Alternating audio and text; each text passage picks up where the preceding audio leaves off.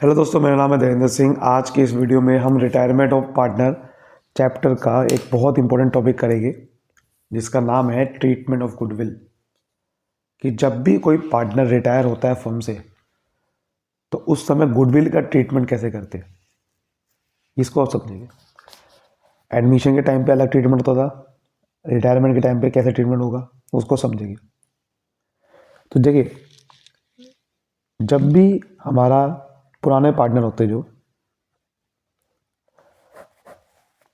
उसमें से कोई निकल रहा होता है, पुराने पार्टनर मान लेते हैं हमारे बिजनेस में ए, बी और सी है और वो प्रॉफिट बांट रहे हैं 3:2:1 में। तो आपका पार्टनर रिटायर कर सकता है कभी भी फर्म से। अगर वो फर्म से रिटायर हो रहा है तो ये रिटायरिंग पार्टनर मान लेते हैं वो बी है,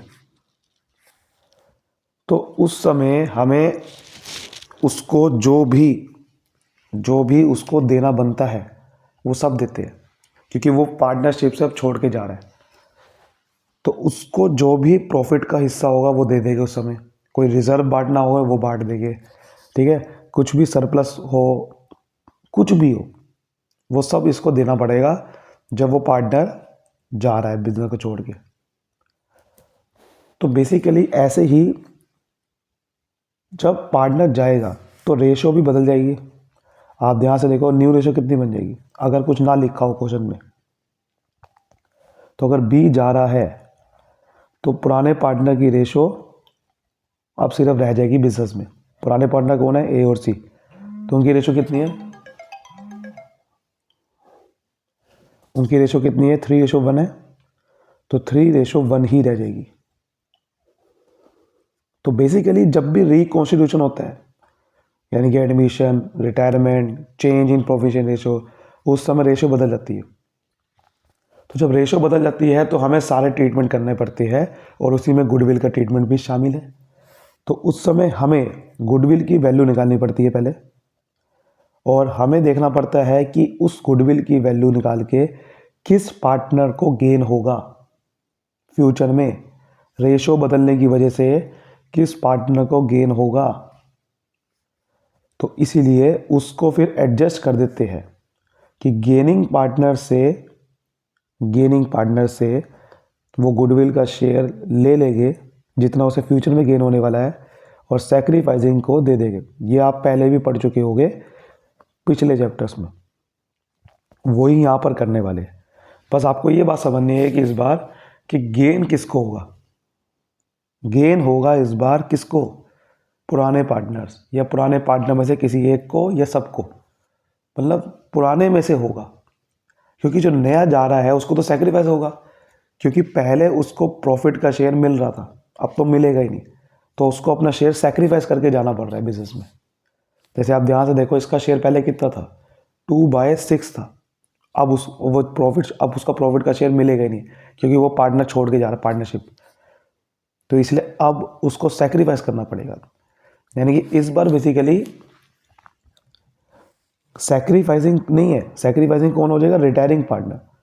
तो आप कह सकते हो कि एंट्री बन जाएगी गेनिंग पार्टनर से लेके gaining partners capital account debit to retiring partners को कह रहा हूँ क्योंकि हो सकता है बहुत सारे पार्टनर रिटायर हो रहे हो, जितने भी रिटायरिंग पार्टनर्स कैपिटल अकाउंट, ये आपकी बेसिकली इसमें होगा। तो जब भी पार्टनर छोड़ के जाता है तो वो अपना शेयर सैक्रिफाइस करके जा रहा है, तो उसको सैक्रिफाइस होगा इस बार। तो हम गुडविल की वैल्यू निकाल के उसको दे देंगे, बस यही आपका ट्रीटमेंट है। लेकिन हाँ, अगर कोई एग्जिस्टिंग गुडविल पहले बिजनेस में है, व्हेन एग्जिस्टिंग गुडविल, अगर कोई गुडविल एग्जिस्ट पहले से ही करती है तो अब आपको पता ही है, आप पिछले चैप्टर पढ़ के भी आए होंगे, पहले उस गुडविल को रिटर्न ऑफ करते हैं। अगर कोई बैलेंस शीट में पहले गुडविल दे रखी है, पहले उस गुडविल को हटाएंगे, फिर हम ये ट्रीटमेंट करेंगे।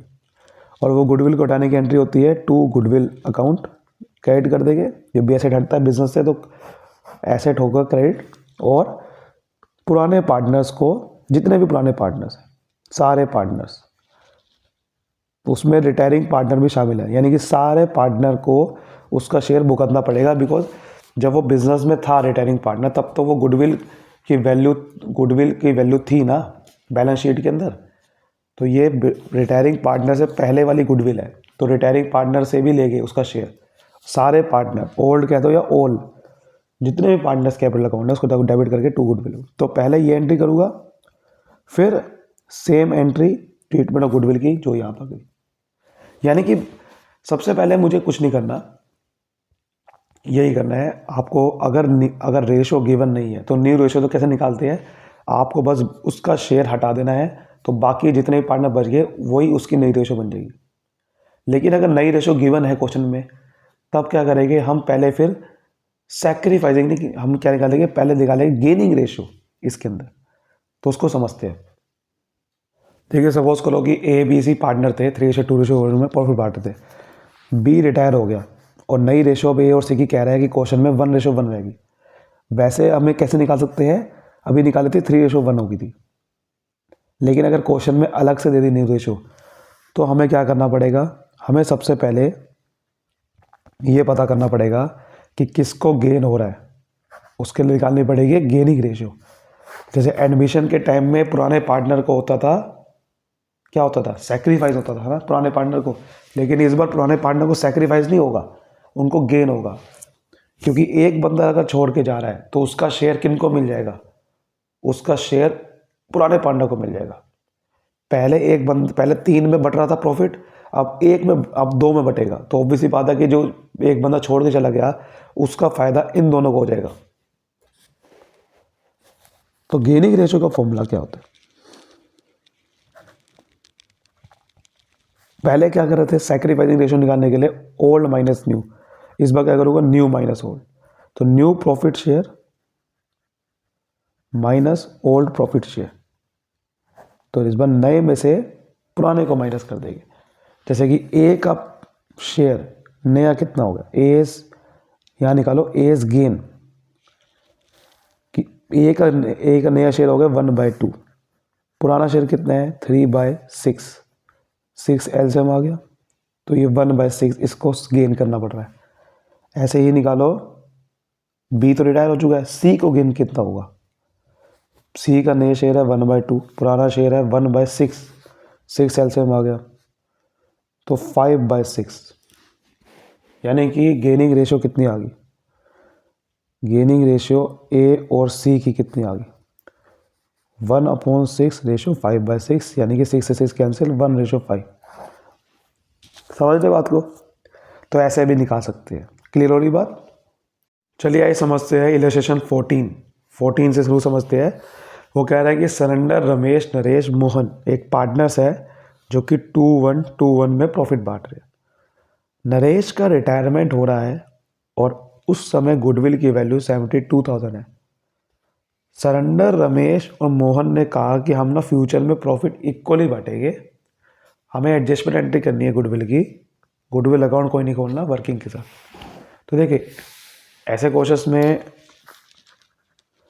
जनरल एंट्री करनी है, जनरल का फॉर्मेट बनाना है बेसिकली, लेकिन आपको वर्किंग नोट मेन समझना कैसे बनेगा। तो जैसे मैंने आपको बताया कि अगर नई रेशो गिवन है अलग से, तो आपको गेनिंग रेशो निकालनी पड़ेगी। तो पहले आपको गेनिंग रेशो निकालनी पड़ेगी, बिकॉज अगर नई गिवन होती तो मैं उसी टाइम में तो पुरानी रेशो ही गेनिंग रेशो बन जाती है। लेकिन प्रॉब्लम यह है कि इसमें नई रेशो अलग है। ओल्ड रेशो कितनी है 2:1:1 है ना, ये रेशो है। और नई रेशो पता कितनी है, एक बंदा छोड़ के जा रहा है तो नई रेशो कितनी बनेगी 3 बंदों की। वो कह रहा है इक्वली, यानी कि 1:1:1 इक्वली बनेगी। समझ गए। अब गेनिंग रेशो निकालते हैं। फॉर्मूला क्या था गेनिंग रेशो का, नया में से पुराने माइनस कर दो। तो नया प्रॉफिट शेयर जितना भी है उसमें से अगर मैं पुराना प्रॉफिट शेयर माइनस कर दूंगा तो मुझे समझ में आ जाएगा कि पार्टनर को गेन कितने का हुआ। ठीक है, तो अगर मैं पता करूँ, जैसे कि आपको पता है कि रिटायर नरेश हो रहा था, नरेश यानी कि ये वाला, तो इसको गेनिंग रेशो निकालेगी, इसकी और इसकी। तो पहले निकालते सरेंडर की कि भाई सरेंडर को कितना गेन हो रहा है। नाम सरेंडर है, जोड़ने की इसको सरेंडर करना पड़ेगा। ठीक है, ये भी ध्यान रखना, कई बार नाम में कन्फ्यूज़न कर रहा है वो आपका। तो सरेंडर्स गेन, तो नई रेशो के हिसाब से इसका शेयर कितना है प्रॉफिट का, 1/3। ऐसे पुराना रेशो के हिसाब से 2 टोटल करोगे तो 6 आता है। एलसीएम निकालूंगा तो भैया ये तो 2 - 2 हो गया, 0/6 आ गया। तो इसको नील आ रहा है, इसको कोई गेन नहीं करना पड़ रहा है। इसका मतलब इसकी वही रेशो है जो पहले थी, तो कोई गेन नहीं हुआ, कोई सेक्रीफाइस नहीं हुआ, कुछ नहीं हुआ ऐसे। लेकिन अब निकालते हैं दूसरा बंदा रमेश। रमेश को कितने का गेन हुआ? रमेश का नया शेयर बन गया 1/3, पुराना था 1/6, इसको जरूर गेन होगा। तो 6 एलसीएम आ गया, तो इसको 1/6 का गेन होगा। ऐसे ही अब निकालते हैं मोहन का। मोहन को कितने का गेन हो रहा है? पुराना शेयर नया शेयर है 1/3, पुराना शेयर कितना है मोहन का पुराना शेयर है 1/6 ही है, तो इसको भी उतने का ही गेन हो रहा है 1/6 का।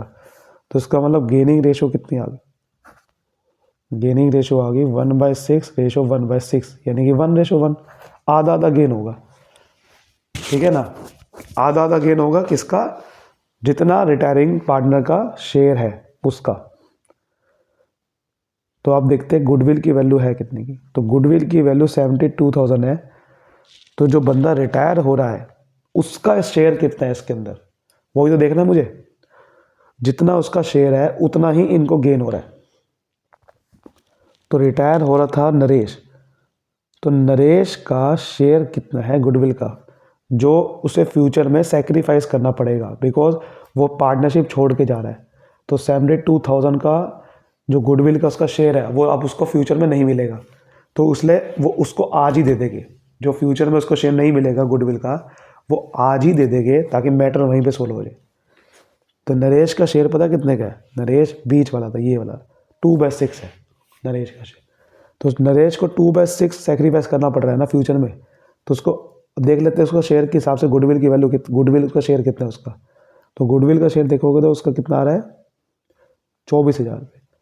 24,000 रुपये गुडविल का शेयर है। ये 24,000 रुपये नरेश को नहीं मिलेगा फ्यूचर में, तो उसको आज ही दे देंगे। और किन से लेके देंगे? जिनको गेन होगा फ्यूचर में। और फ्यूचर में गेन किसको होगा? जो हमने निकाला, नरेश को तो सरेंडर को नहीं होगा, रमेश और मोहन को आधा आधा का गेन होगा। तो वो आधा आधा पैसा 24,000 में से इनसे ले लेंगे, रमेश मोहन से, और नरेश को आज ही दे देंगे। समझ रहे हो बात को? ये करने वाले। तो यहाँ लिखो कि भाई इसका मतलब है Ramesh and Mohan have gained equally, that is 12,000। 24,000 का आधा कितना होता है? 12,000। तो 12,000 रुपये गेन करते हुए दिखाई दे रहे हैं वो फ्यूचर में, तो इसलिए वो आज ही उससे ले लेंगे पैसे। तो रमेश से पैसे लूँगा तो रमेश का कैपिटल अकाउंट करूँगा debit,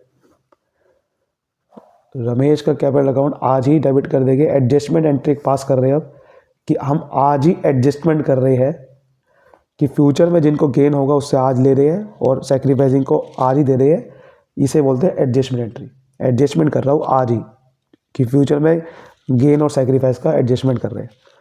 Ramesh capital account debit, Mohan capital account debit, इसको भी 12,000 का ही गेन होगा 24,000 में से, और रिटायरिंग पार्टनर को क्रेडिट कर देंगे। Naresh capital account credit 24,000। सो यहाँ लिखेंगे बीइंग एडजस्टमेंट फॉर गुडविल